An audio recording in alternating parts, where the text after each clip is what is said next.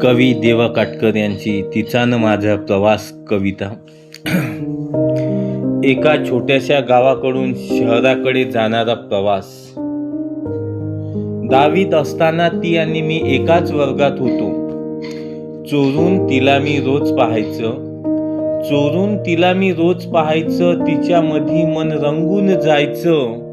पण तिला काय कळणार की मी तिच्यावर प्रेम करतो.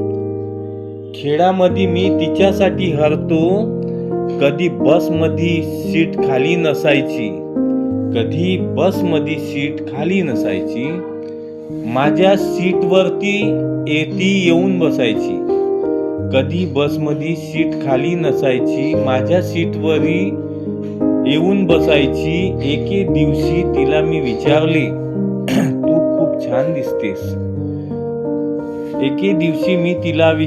तू खूप छान दिसतेस. तू खूप गोड हसतेस. ती म्हणाली काही पण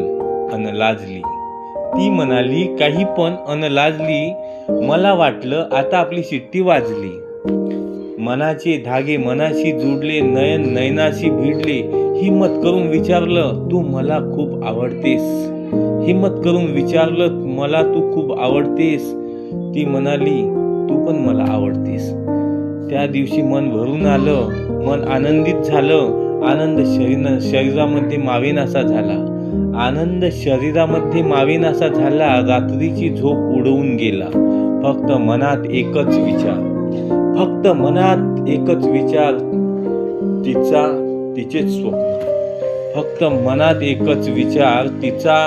तिचेच स्वप्न. मिळून चालणं तिच्यासोबत बोलणं. तिचे पुस्तक माझ्याकडे, माझे पुस्तक तिच्याकडे.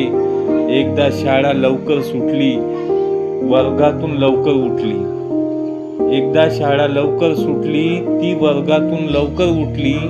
बसला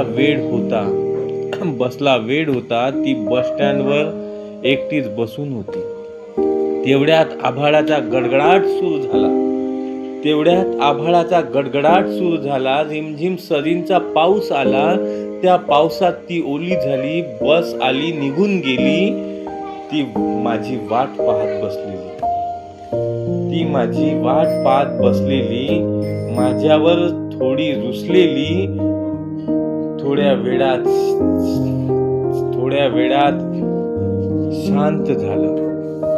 थोड्या वेळात सारं शांत झालं.